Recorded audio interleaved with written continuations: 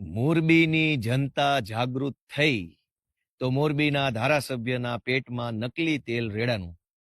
અત્યાર સુધી જનતા અન્યાય, અત્યાચાર, શોષણ અને તાનાશાહી સહન કરી લેતી હતી તો કોઈને તકલીફ ન હતી.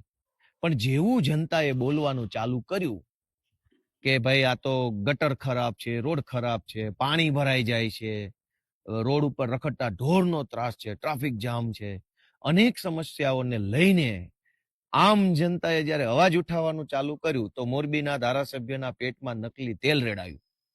30 વર્ષ સુધી આ જ જનતાએ જ્યારે તમને મત આપ્યા અને સળંગ 30 વર્ષ સુધી ધારાસભ્ય બનાવ્યા તો તમને મજા આવી, તો તમને ગલગલિયા થયા, ખુશ થયા, આનંદ આવ્યો.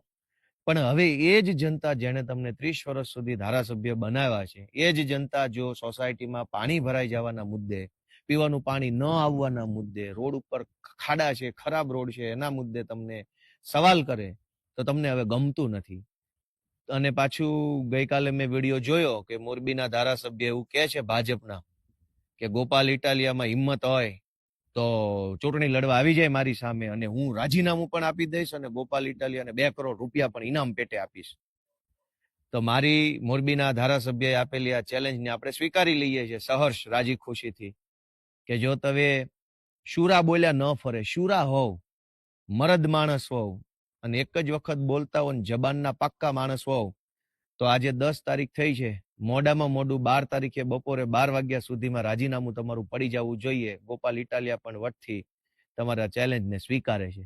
પણ મારી એક શરત છે કે મોરબીના ધારાસભ્ય પાટીલને પૂછવા જતા નહીં. પાટીલ અંકલ, મારાથી ભૂલથી બોલાઈ ગયું છે, હું રાજીનામું આપું કે ના આપું, અંકલ પ્લીઝ મને માફ કરો, એવી બધી વાતો કરવાની નહીં.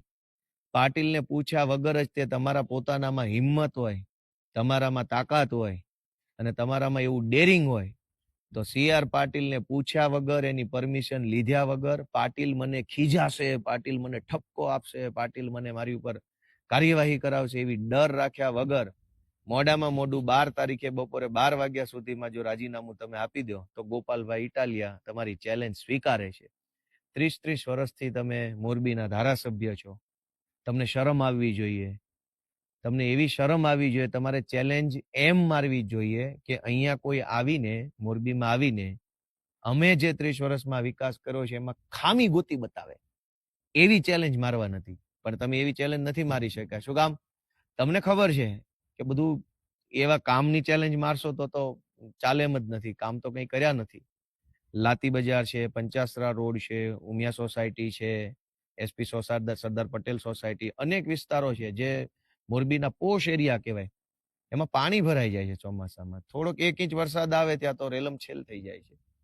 તો 30 વર્ષથી ધારાસભ્ય હોવા છતાંય તમારે હવે મને ચેલેન્જો મારવી પડે છે, એ જ તમારી નિષ્ફળતાનો સૌથી મોટો પુરાવો છે. અને તમારી ચેલેન્જ અમે સ્વીકારી છે. તમારા પોતાના ભાજપના પાટીલ અંકલને પૂછ્યા વગર, પાટીલ અંકલનો ડર રાખ્યા વગર, તમારામાં હિંમત હોય તો 12 તારીખે બપોરે 12 વાગ્યા પહેલા રાજીનામું આપી દો. ગોપાલ ઇટાલિયા આવશે મોરબીમાં. જય જય ગરવી ગુજરાત.